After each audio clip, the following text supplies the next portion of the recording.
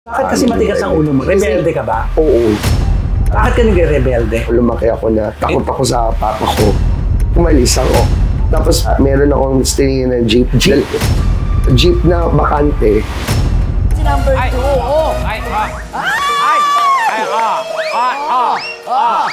Ikot talaga, Napagod. What's up mga katibay? Ako nga po pala si Bombastic Bamba at ako po'y naniniwala sa kasabihang hindi naman po talaga ako mataba. Naka-zoom in lang. Maraming salamat. Zoom out nga. Zoom out. Mataba pa din. Dito. Nakakalungkot lang, di ba? Sa dami-dami ng pinagtrabahuhan mong bar, kung hindi mo wala yung bar, maaalis ako sa bar. Baka malas ka na. Ay. Sa palagay mo, anong dahilan? 2 set mo tapos may binabayaran kang bahay. Paano ang buhay? Hindi ko kaya kasi ang dami ko na napagdaan. Deadma ang mega, deadma ang bash. Dito sa Vlogs, buhay ay walang stress. Chika-chika lang, kwento tawanan. Kay Romel Chika, good vibes ang tahanan. Ganon! Hello mga kachika! Welcome to my vlog. And for today's video mga kachika, meron po tayong dinalaw na isang kasamahan sa sing-along sa comedy bar. At napapanood niya na siguro siya. I'm sure kilalang kilala dahil sa laki niya. Si number 2.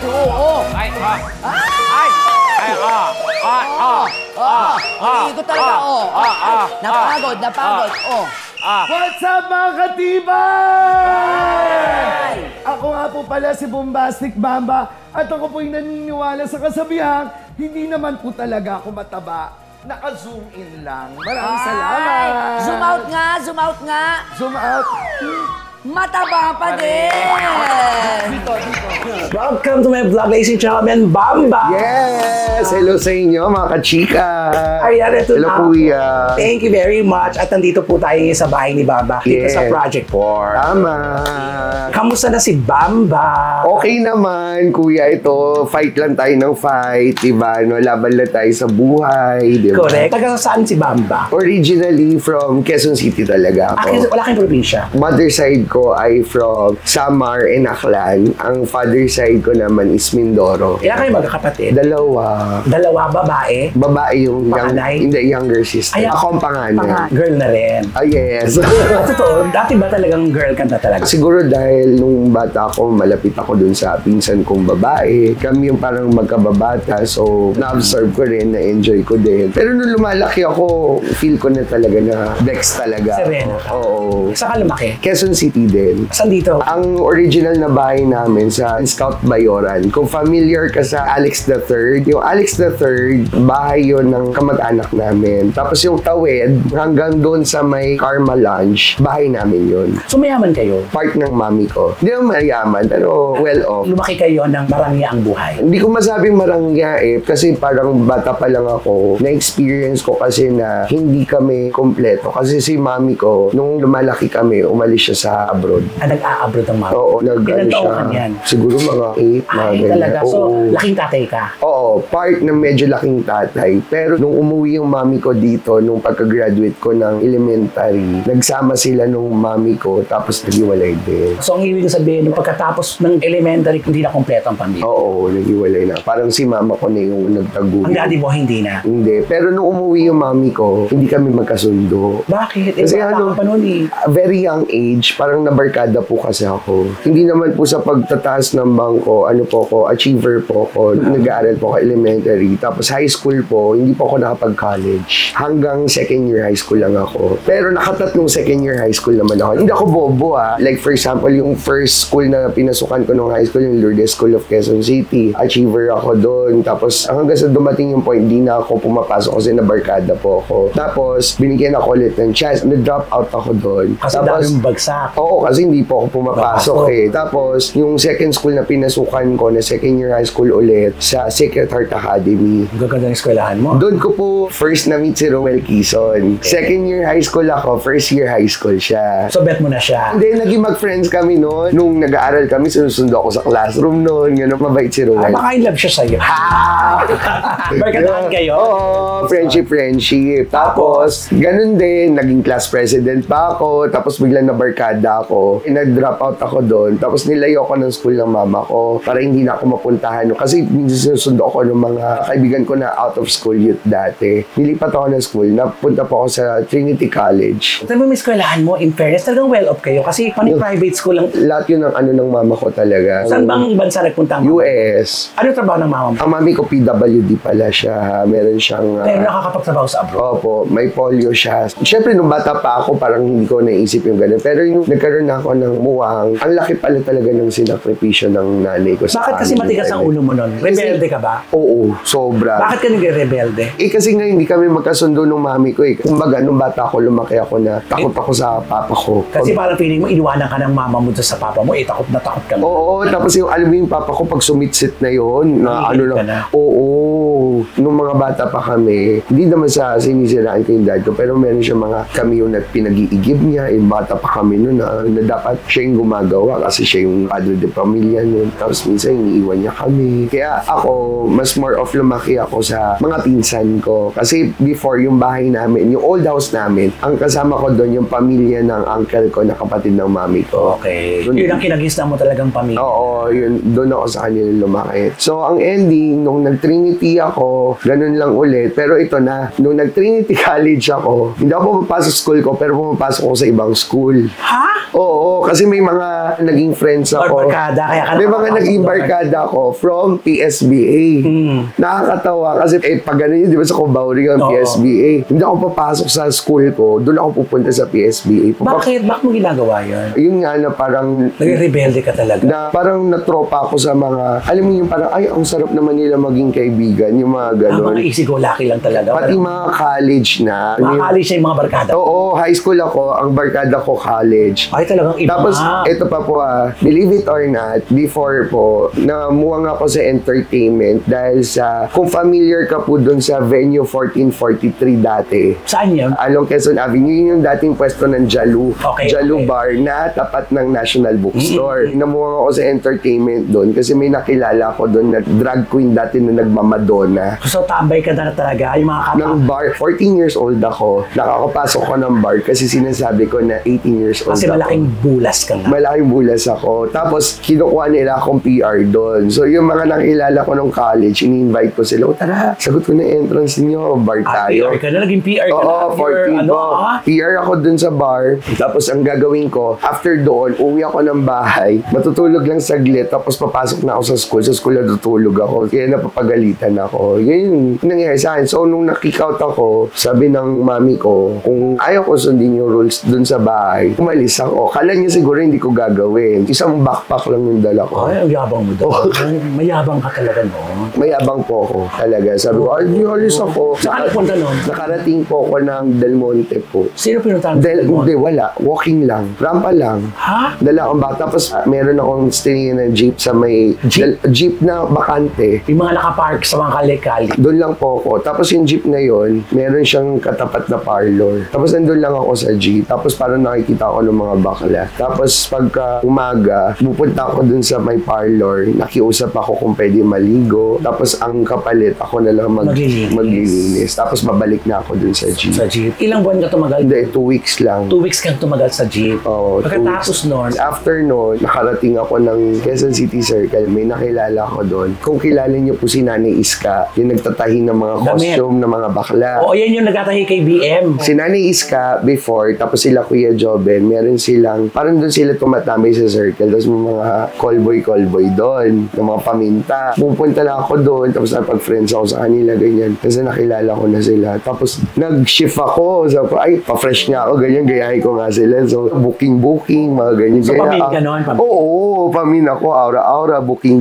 ganun muna. Tapos minsan, yung mga paminta pumunta doon, sumasali rin sila ng mga viewcon. So, sinasali rin ako nila Nani Iska dati. Saan ka na tumutuloy nun? Nakikituloy lang din sa mga pamintao. Ilang taong ka tumagal ng ganong eksena? 2 years din. Talagang walang pamilya, hindi Wala ka po. umuwi sa pamilya Hindi mo. po. Before, nung namatay yung lola ko, Wala ka sa bahay niyo. wala ako sa amin. Hindi ako nakapunta. Kaya nung dumalo ako sa lola, sising-sisi po ako talaga. Hindi kayo naat noon, nung panahon na yun. Inaanap nila ako. Pero hindi ka nila nakita. Ang dami ko ba napuntahan nun eh. Napunta pa ako dun sa lola ko. Kasi hindi rin ako tumagal dun. Sa lola ko sa father side, sa Pasig. Matigas ang udon. Opo. Tapos napunta pa po ako ng Pasig. Meron ako nakilalang Becky na friend doon. Doon ako tumira sa bahay nila. Ano yung pinakamahirap na pinagdaanan mo nung wala ka sa bahay niyo? Yung talagang parang nagsisi ka na sana hindi nila ako malis ng bahay namin. Yung nagstay ako sa jeep ng matagal. Yung parang kahit sabihin ko sa mga tao na galing ako sa well-off, hindi sila maniniwala. Parang gano'n. Ang layo pala ng pinanggalingan. Ang dami talaga, kuya. Nakarating din ako ng bundok. Kasi yung papa ko nasa Tanay Rizal. Oo. Ilang taon pala ako noon, punta ako ng bundok. Di rin ako nagtagal doon. Kasi wala kuryente doon eh. Hindi ko rin kaya yung lifestyle na gano'n. So baba ko ulit ng Manila, doon sa barkada kong Becky. Kailan ka nagpa-girl? Nung kasama ko yung friend ko na pa-girl, si Denden.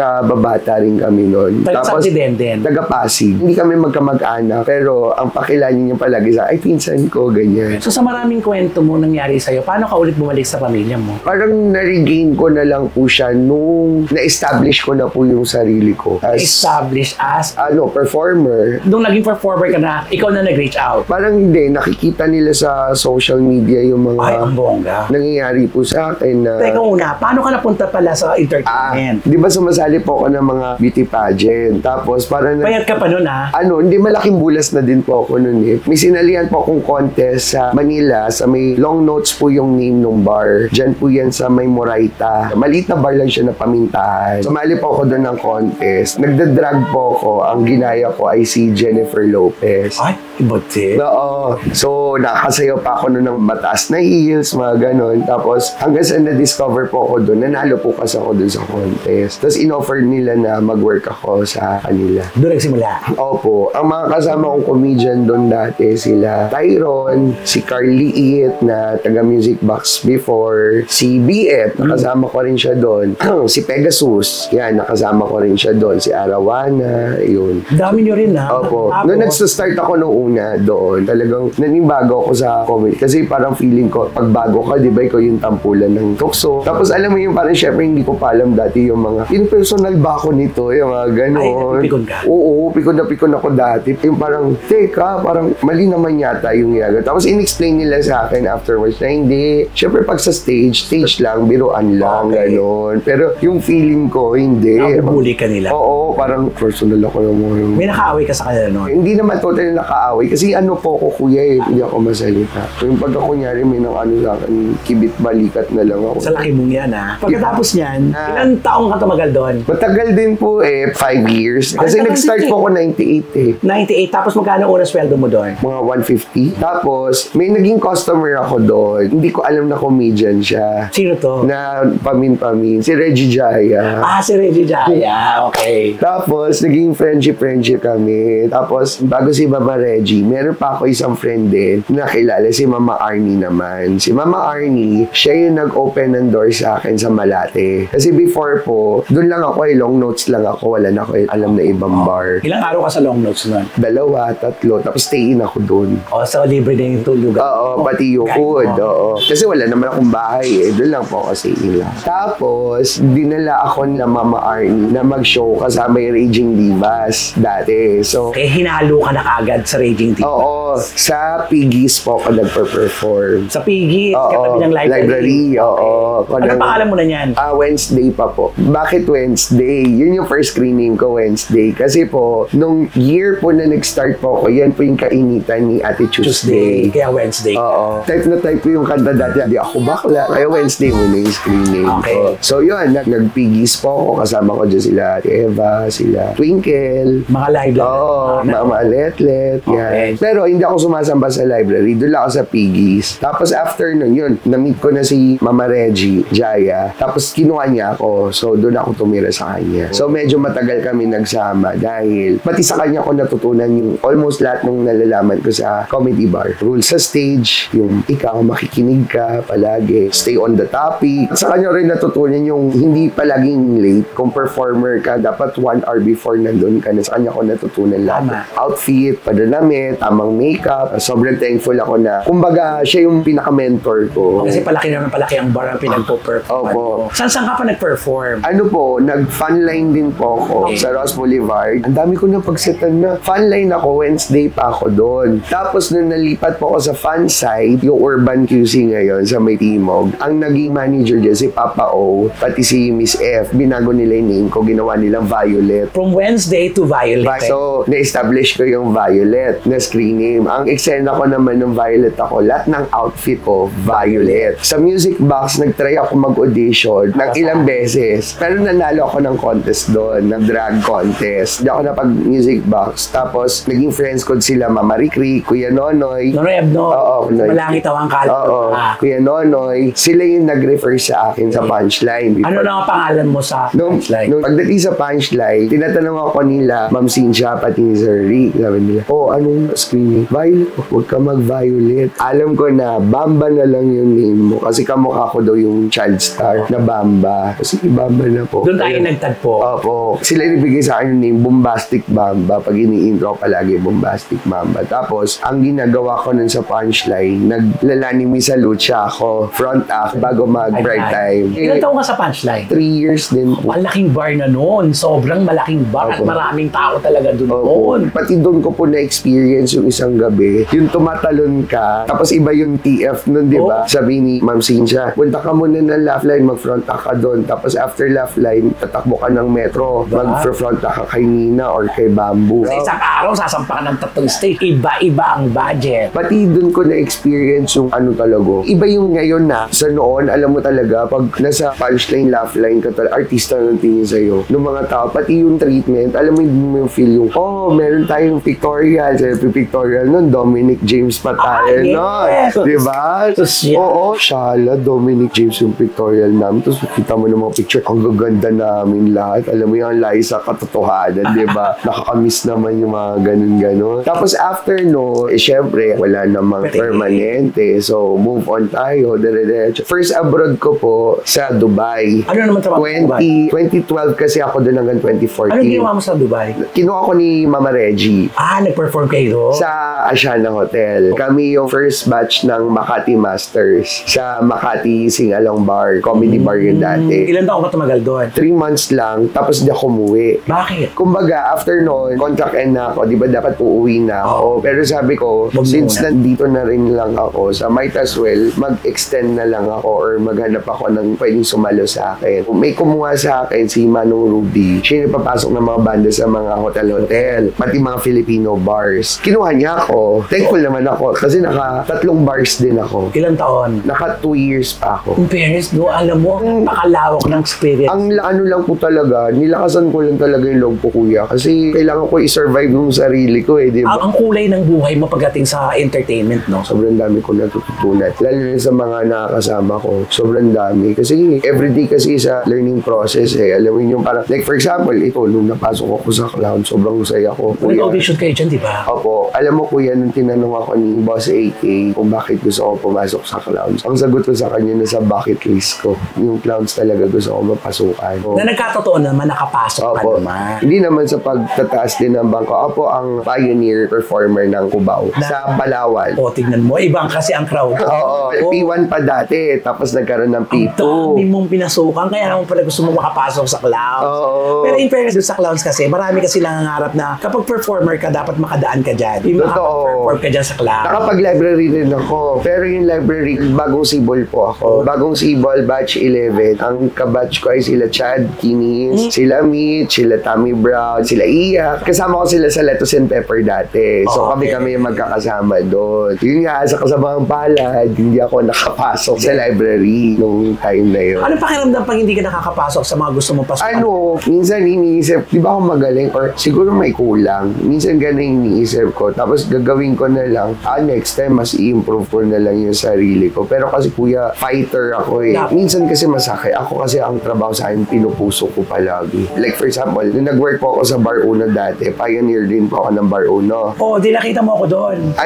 Yung unang-una pa po to yung sa may Marlon. Yung, sa taas. Plus. Hindi rin po ako nagtagal Nagtagal. doon. Kasi? Ang sabi sa akin, yung dahil doon sa piyesa ko, yung Lani Misa Lucha medley, ang nilalaban ko po, nire-request kasi ng tao na gawin ko. Eh wala, sinabihan ako, last mo na today, okay po, ganyan. Kaya, Nakakalungkot yung mga ganong eksena, Opo. no? Lalo na alam mo sa sarili mo na mahal mo yung ginagawa mo. Opo. Pero thankful lang po ako kasi mas marami pa rin po yung bars na nagstay ako sa kanila until the end. Tapos, nag-close na lang. Hindi yung tinanggal ako. Oo, nag-close na. Oo, nag-close na lang din. Baka malas ka da. Ay, hindi. Ay, sorry. Baka maubos sa stocks. Nakakalungkot lang, di ba? Sa dami-dami ng pinagtrabahuhan mong bar, naisip mo ba na parang walang natira na naging pioneer ka? Yeah, oo. No? Oo, Naisip mo ba yun? opo. Sayang naman na yung ang tagal-tagal ko na, bakit lahat ng pinapasukan ko yata parang kung hindi mo wala yung bar, maaalis ako sa bar. Sa palagay mo, anong dahilan? Siyempre, nagbabago rin kasi yung panahon, I think, di ba? Kumbaga, nag-i-innovate din yung ibang negosyo, di ba? Minsan, ayaw na nila mag-comedy bar. Gusto nila mag-try naman ng ibang klase ng entertainment. Or minsan, maiksi din yung PC ng mga owners, ng mga namumuhay. Hindi naman din natin mabiblame. Correct. Siguro natatapat lang talaga sa mga ganong Oo. diba? Katulad yan, ilan na ang pinag-performan mo ngayon? 2 sets lang ako muna in a week. Nung previous po, 4 days ako in a week. Tapos ngayon, 2 days na lang. Kasi yung isang bar na pinapasukan ko, na to mention na lang, hindi sila pumipick up. So, lahat muna ng performer, pinagpahinga muna nila. So, ngayon, dalawa lang. Clowns and our lunch sa Marikina. Paano ang buhay? 2 set mo tapos may binabayaran kang bahay. Ano kuya, medyo mahirap. Kaya napag-decidean ko, after nung last ko na racket, nag-business po ako. Buti lang ka mo, nakatanggap ka ng eleksyon. Pero hindi ganun kalaki. I mean, enough lang talaga. Bukod doon yung mga racket na binigay sa akin ni Ate Cha. Tapos, meron din ako mga personal rackets ko. Yun, pinag-ipon-ipon ko lahat yun. Masinop ka ba sa pera? Ayoko lang po yung dumadating po ako dun sa time na may juice ako. Like for example, kung bahay, naka 2 months advance. Basta pag kami extra money ako, ina-advance ko na ina-advance. Para at least, yung mga following days, ang problema ko na lang yung kuryente. Ang swerte ko nga dito kasi mabait yung landlady ko. Libre yung water ko. Iba, isang malaking tulong na rin para sa iyo. Siyempre, meron pa rin ako na itatabi. Ang hirap ang buhay mag-isa, di ba? Na wala ang magulang. Siguro ang ano lang po, ang difference lang po, yun po yung nagpatatag po sa akin. Kasi ilang years na ako independent simula 96, 97. Ilang taon na ngayon? Tagal na rin. Kasi sa industriya, 98 ako nag-start Ang tatag mo, no? Kuya, minsan nafe-feel mo parang nakakapagod na. Minsan Ano yung napapagod. namimiss mo? Ang pinaka namimiss ko yung araw-araw na may ganap, diba? Wala pang harang heyo. Yung harang-harang po na naka-cancel Oo. kasi may kinuha ng iba. Oo, may mga ganun na po kasi ngayon. Pati ang dami na natin na comedian, di ba? Nung dati po, kumukuha pa po yung taga-province ng taga-Manila to perform. Ngayon, Hindi na. may local talents na sila, di ba? Not unless siguro kung sobrang popular ka, lumalabas ka on television. Yung paglabas mo sa social media, doon na kayo naging okay ng pamilya mo. Yes, opo. Kasi Sino nag-reach out pala doon? Paano naayos yung samahan nyo ng nanay mo? dahil napatunayan ko sa kanya na lahat ng, binali ko lang po lahat ng sinabi niya. Yung pag hindi ako nakapagtapos, hindi ako nakapag-abroad. Nakapag-abroad ako, hindi ako tapos check. Hindi ako makapag-work pagka may mga tattoo-tattoo ako. Nakapag-work po ako. Ay, marami kang pinatunayan sa nanay mo. Opo. Gusto ko rin i-prove sa kanya na before, parang yung nanay ko in denial siya doon sa pagiging Becky ko. Becky talaga ako, ma. Ngayon po, si Bamba ay naninirahan po kasamang partner. Yeah. Ilan taon na kayo ng partner Magto mo? 2 years na po. Ang mama mo nasaan? Nasa Welcome Rotonda lang. So, every week or every twice a week, lumalabas kami, nagmamall. Minsan kasama rin siya, si Joes. Ay, balik. Ang routine lang namin, lalabas lang kami, samahan namin yung mami namin mag-grocery, tapos sasamahan namin siya pumunta ng columbarium. Magdadasal lang kami sa lola at lola namin. Tapos iatid na namin siya. Ganun. O ngayon, kamusta ang nanay mo? Ayun na, may jowa ka Oh, na. goods Okay. naman kami. Actually, Tanggap niya na. Oo naman. Kasi nung Christmas kasama ko siya. Meet the family na nga siya eh. Nakilala niya na sa mother side ko. Nakilala na ikaw sa bahay nila. Oo, sa mga tita niya. Kasi malayo sila eh. Bacolod pa siya eh. Babae ka. Nakilala ko lang siya sa social media lang. Toroy, mabuhay si Bomba, no? Pero ganun pa man ang mahalaga, di ba, sa panahon ng meron kang kasama. Kasi Oo. mahirap din mag-isa ka. Actually, kuya, kaya mas lalo ko siya nagustuhan kasi nung mga times na na-down ako. Kasi syempre nagkakasakit tayo, di ba? Nandyan siya. Oo. Siya nagtakbo sa akin sa ospital dati, hindi ako makalakad. Ayun, ang liit niya, nabubuhat niya ako. Ganun Mga talaga ganun. kasi mahal ka niya. Bili mo na mabuhat ka niya, elepante ka. Di ba? Pero ang maganda, no? Yung pinagdaanan mo, nalampasan mo lahat yun. Sobrang dami, kuya, no, kung alam mo lang. Pero alam mo, bilib nga ako sa iyo kasi bilib mo, ang dami niyang pinagtrabahuhan. Sana doon sa pinapasukan mo ngayon, sa clowns at saka dyan sa Charlans, sana madagdagan pa. Yun naman yung wish ng every performer na tumagal yung pinagtatrabahuan nila, di ba? No? Maniniwala ka ba, kuya? After pandemic, lang ako ulit nagbumalik sa entablado. Noong 2017, nag-decide na ako mag-stop. Ano lang ang gagawin mo pag nag-stop? Nung nag-front row po ako, Okay. nag-networking ako. 2015, rumakit ako, na-meet ko si Geoff Taylor. Hindi ko alam na nag-networking si Geoff Taylor dati. Tapos, sabi lang niya sa akin, tara meet tayo. Inisip ko naman dati may gusto siya sa akin. Yung pala, In-invite niya ako dun sa office ng front row sa Quezon Avenue. Kinig-kinig ako, ganyan-ganyan. na naging miyembro ka din. Parang hindi ako masali, pinasok ako dun sa kwarto. Ang nagpresent sa akin ng negosyo, Geoff Taylor, Rico Barrera, Jace Flores. Kaya ikaw naman pa si Oo ka. Sabi ko, sige na nga. Tapos yun, trinay ko lang. Tapos parang na-found ko yung sabi ko, baka ito na yung Chance mo? Oo, na para mag-change career or parang ito yung pwede ko maging fallback. Sabi ko, mag-ninegosyo ako. Trinay ko muna siya for 2 years talaga. Kaya hanggang 2017, noong una, full set ako, 7 days. Sinasabi nila, hindi, kailangan mo punta ng office, kailangan mo mag-training. So, nagbawas ako ng araw. Para lang matutukan ko, naging 6 days, hanggang sa naging 5 days, 4 days. Oo, hanggang wala na, hindi na ako saset. Ay, talaga kumikita ka na nun. Hindi pa. Giniba po talaga yung pinagkakakitaan Oo, mo. kasi gusto ko matuto eh. Okay. In fairness naman, yung kailangan bigyan talaga ng chance. Time, oo. Ayun na, hanggang sa na-discover ako, nakilala ko ni R.S. Francisco, pati ni Sir Sam Versosa. Na performer ka. Kasi napanood nila ako na nag-host ng assembly namin. Kumbaga, yung assembly namin, ginagawa namin comedy bar, mga bagong member, Okay, tatawagin okay ko, mo. tapos i-interviewin ko anong pinagkakabalan sa buhay. Parang Okay. ginagawa natin sa bar. Tapos hubs, hanggang sa yung mga tao, yung mga ibang teams nanonood na sa amin. Tapos Kasi masaya nga yung team nyo. tapos, nagpapa-beauty pageant ako sa mga bakla dun sa ano. Kasi talaga with costume. Okay. Assembly lang yun. May mga contest kami para na-engage yung mga business partners. Yun, hanggang sa sinabihan ako ni Sir R.S. pati ni Sir Sam na, kumbaga, lahat ng naging events for front Ikaw row. kinukuha na nila.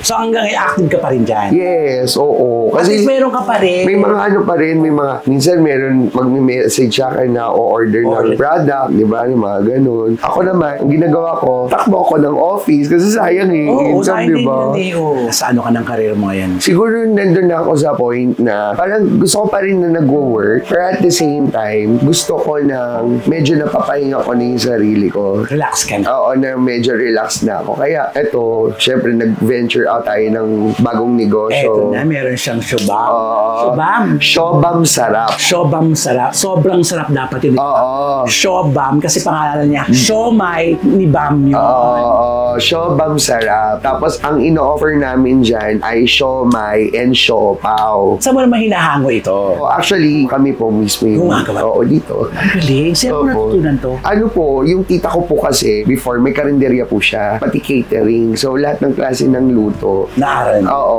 mahilig po talaga ako magluto. Ayun na nga, speaking of Shobam sarap, naku, pupuntahan po natin maya-maya. Yes. Pero may gusto ko bang sabihin sa mga may-ari ng mga bars? Sobrang grateful ako kasi nakita niyo po yung talent ko, di ba? No? Always grateful naman po ako sa lahat ng mga bagay-bagay. Siyempre, thank you din sa pag-aalaga sa aming mga performers, di ba? Na binibigyan niyo kami ng pang-sustain namin sa pang-araw-araw. Thankful po ako sa mga naniniwala po sa talent po namin. Lalo na po sa akin. Thank you so much. Kasi lahat po ng mga tinutulong yung TF po na binibigay niyo po sa amin, lahat po ng mga tips na binibigay ng mga guests, meron po talagang napupuntahan. Yung sa kapatid ko, tumutulong din ako kasi may pinapaaral. So, malaking tulong po talaga. Sobrang thank you po talaga. Ayan. At syempre, tulungan po natin si Bam na marambigyan natin ng trabaho. Nandito po ang kanyang Facebook para po kontakin po niyo siya kung kailangan niyo po ng service niya. Kung malilibang po kayo dito, kung ayaw niyo po siyang pakantahin, paglutuin niyo, pag ayaw niyo paglutuin, pag-servin niyo, ha?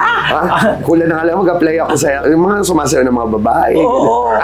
All in po ito talaga si Bamba. Anyway, kanina ko pa gustong tanong sa'yo ito eh. May lungkot sa mata mo. Bakit ka malungkot? Ano kasi, kuya, parang minsan may isip mo na parang, am I really that good enough? Parang magaling ba talaga ako? Marami naman yung sasabi na magaling ako, ganyan. Pero minsan, Question mo yun sa oo, magaling ba talaga ako? minsan dumadating doon sa point na naiyak na ako. Few days ago kasi kuya, nung tumawag ka, karoon ako na parang breakdown ako kuya. Oo, nakita ko nga yung ano mo, yung Breakdown status. talaga, ang sakit Bakit? ng dibdib ko talaga kasi parang nagsabay-sabay lahat na parang hindi mo na ako pinapasok sa work, diba? Tapos, syempre, isa na lang set ko, so inisip ko, Mas kailangan mo ng trabaho. paano ko masusustain? Syempre, 3 kami, yung fur baby namin, siya, ako, bills namin, diba? So parang, ano gagawin ko? Punta ka ako ng simbahan, kuya. Drive ako, umiiyak ako. Wala akong kaibigan na, alam mo yung nahihiya akong lumapit sa kaibigan para magsabi, gano'n. Tapos punta ako ng simbahan. Ano dinasal mo? Sabi ko, Lord, alam mo naman na wala kang ibibigay na hindi ko kaya kasi ang dami ko na napagdaan. Ang dami ko na napagdaanan. So, yun nga, yung mga nangyaring yan, challenge lang siya. Alam mo yun, sabi niya dyan, mga kaibigan, yun, diba? Pero as much as possible, kuya, ayaw kong yung lahat nung kung kaya kong sarilinin, gagawin ko. Ayaw kong mang daming na ibang tao kasi lahat naman tayo may mga kanya-kanya tayo mga laban sa buhay, diba? So, hindi ko sinishare. Kumbaga, Dapat i-share mo. actually, yun yung problema sa akin, kuya. Kasi ayaw kong Huwag mong dibdibin yan kasi baka, di ba alam naman natin, dapat sinasabi mo yan. Nararamdaman ko yung post mo lang. Sabi ko, ano ba ito si Bam? Bakit gano'n? actually nga, dapat nga hindi nga po ako nag-post doon eh. Kasi makikita ng mga client ko yan. Pero yan ang paraan para maibsan Yun, yun lang po yung way para ma-release ko. Kaya minsan, pag post ako, pagka okay na, buburahin ko siya ulit. Pagpatuloy mo lang yung pagiging mabait mong tao, dumadaan ka lang ngayon sa pagsubok, pero hindi nangangahulugan na habang buhay ka nandyan. Tandaan mo, ngayon lang yan, lilipas din yan. Kung madilim mo yun bukas, liliwanag. Yes. Tandaan mo, kumapit ka lang. At naniniwala ko, itong business mo, tutulungan ka niyan. Katulad ng pagtatrabaho mo sa bar, lagyan mo lang ng puso. Pasasaan, magiging winner ka din. At alam ko, madadagdagan ang set mo. Ay, thank you talaga. Ako yan talaga ang wini-wish ko, kuya, na magkaroon pa ng ibang opportunity, di ba? Sana may kumuha pa sa akin. Oo, may ulit. kukuha, may kukuha. Hanggat nabubuhay ka, hanggat nakikita ka nila na lumalaban. Alam mo ba, kuya, dumating nga doon sa point na ano eh. Kahit Tawag dito, probinsya na? Oo, sabi ko, nagawa ko naman na dati. Nakarating ako sa Santa Cruz, uwian eh. Set nga ako doon sa Granny's Pride. Ang layo-layo nun. Pero nag-uuwian ako doon. Nakapag-set ako sa San Pablo. Nararamdaman ko, Bam, na madadagdagan yung set mo. Huwag kang mag-alala. Panandalian lang yan. Basta, kung ano man ang problema mo, makapag-usap ka sa partner mo. Ang dami na yung mga kaibigan mong nasa likodan. Hindi mo man kami hindi mo man ako araw-araw nakikita. Pero alam mo, nararamdaman ko ang kabaitan mo, Bamba. Mabait ka kahit Thank hindi you, tayo kuya. nagsasama ng matagal sa Thank you, itamlan. kuya. Good luck sa'yo, Bamba. Kapit ka lang, laban ka lang. Tapos kuya, gusto ko rin pasalamatan yung lahat ng mga nasa entertainment industry ng mga kaibigan natin. Kasi talagang hindi niyo ako pinabayaan from yung nag-umpisa ako. Actually, halos lahat naman talaga. May mga natutunan talaga ako. Pati sobrang salamat kasi kinakamusta niyo ako from time to time. Kung okay ba ako, alam mo at least kahit paano naramdaman ko na may mga friends pala ako. May mga kaibigan pala ako. Ganun. Basta lagi mong tatandaan, dasal ka lang, kapit ka lang, huwag kang bibitiw. Ngayon lang yan, bukas makalawang ingitian mo na tatawanan mo na lahat. Yes, ay nako talaga. Yes. Thank you talaga. As in, thank you kuya. Salamat din dito sa opportunity na ma-share ko sa kanila yung story ko. Sana kapulutan nyo rin ng aral. Siyempre, tayo yung gumagawa ng ating kapalaran. Tayo yung gumagawa ng mga tama at maling desisyon natin sa buhay. Meron mang maling nagawa, pwede naman bumawi. Oo, pati yung mga mali na yun yung mga lessons. Naku, Bamba, maraming salamat. Thank you kuya. Thank you very much po. At nako, sa lahat po na makakapanood, ito bigyan po natin ng trabaho si Bamba. At umorder po tayo sa kanya yung showbam niya. Nandito po sa baba kung paano pa kayo bibili. At tumangkilik ng kanyang sariling gawa ito na siomay ha. Tikman natin ngayon yan, pupuntahan natin. Thank you very much, Thank you, Bamba. kuya. Yes, aking vlog, Dead Mang Nega, Dead Mang Bash. Dahil ang buhay ay chika-chika lang. Thank you, Bamba. Yes, thank you kuya. Love you all.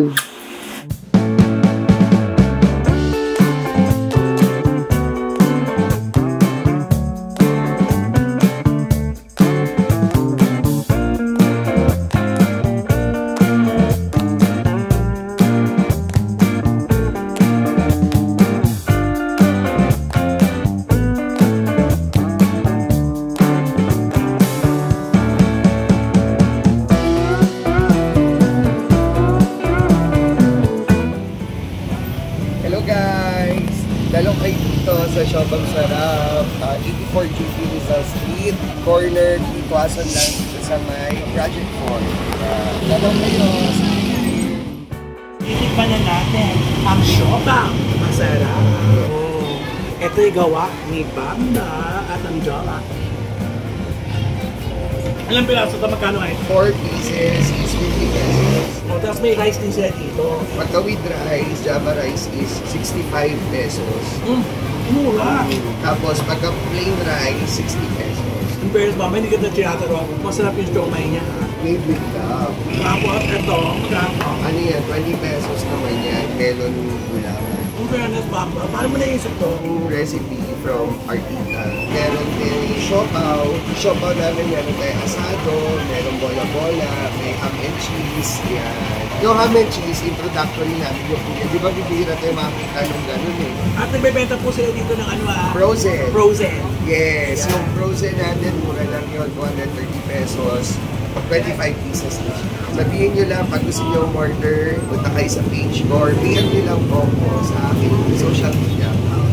For pizza, yes. Siopang sarap. Banda, masarap. Yes! Perfect.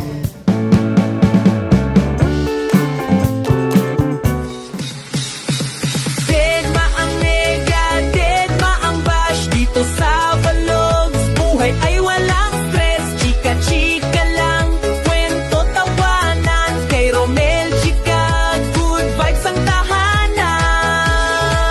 Ganon!